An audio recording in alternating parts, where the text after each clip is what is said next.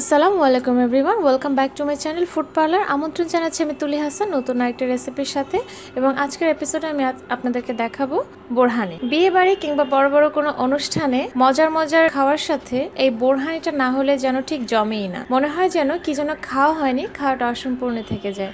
তো এই মজাদার বোরহানিটা কিভাবে আমরা তৈরি করব একদম বিয়েবাড়ির স্টাইলে, সেটাই আমি আজকে আপনাদেরকে দেখানোর চেষ্টা করব। তাহলে দর্শক আসুন দেখে নেই বোরহানির রেসিপি। বোরহানি তৈরির জন্য প্রথমেই আমাদের যা লাগবে তা হচ্ছে অবশ্যই টক দই। আর আমি বোরহানিটা ব্লেন্ডারে তৈরি করছি না, আপনারা চাইলে ব্লেন্ডারেও করতে পারেন, তবে আমি এর বাটিতে হুইস্কের সাহায্যে আজকে করব।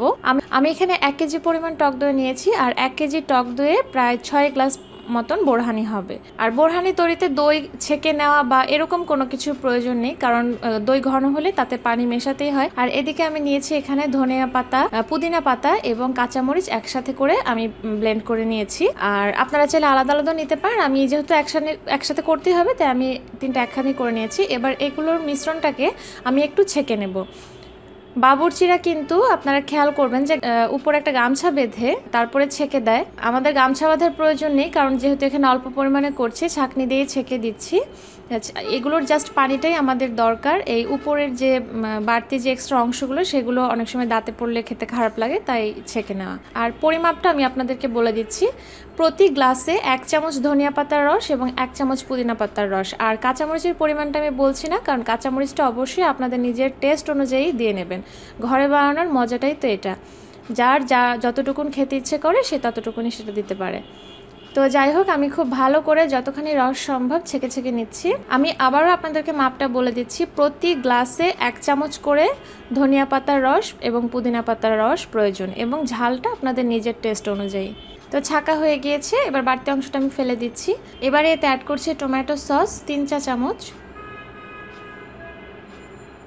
দিচ্ছি বিট লবণ। আর লবণের পরিমাপটা আমি আপনাদেরকে বলছি না, কারণ এটাও অবশ্যই আপনাদের নিজস্ব টেস্ট অনুযায়ী দিয়ে নেবেন। আর চিনি দিয়ে দিলাম, এই চিনির মাপটাও বলছি না। ঝাল, লবণ এবং মিষ্টি এই 3টা অবশ্যই আপনাদের নিজের টেস্ট অনুযায়ী দেবেন। এখানে আমি সরিষা বাটা নিয়েছি 2 চা চামচ পরিমাপ। আর বাটার বদলে যদি আপনাদের কাছে গুঁড়ো থাকে তাহলে গুঁড়ো দিলেও হবে, আর চেষ্টা করবেন অবশ্যই সাদা সরিষাটা নিতে।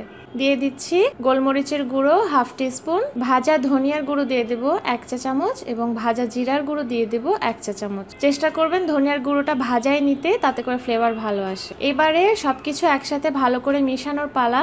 খুব ভালোভাবে একটু সময় নিয়ে ভালো করে এটাকে হুইস্ক দিয়ে আমি ব্লেন্ড করে নিচ্ছি। আপনারা চাইলে, আগেও বলেছি, ব্লেন্ডারে ব্লেন্ড করে নিতে পারেন, সেক্ষেত্রে সময় একটু কম লাগবে। তবে আমি সাধারণত বোরহানি এরকম করে হাতে হুইস্ক দিয়ে বানাই। তো দর্শক, ফিরে আসছি পুরোপুরি মিশ্রণটা ভালোভাবে মিশে যাওয়ার পরে। তো আমাদের বোরহানি কিন্তু এখন রেডি। পুরো মিশ্রণটা খুব সুন্দর করে মিশে গিয়েছে, খুব ভালো করে ব্লেন্ড হয়ে গিয়েছে। এবারে বোরহানিটা সার্ভিং এর পালা। আর তার আগে আমি আপনাদেরকে কনসিস্টেন্সিটা একটু দেখাচ্ছি।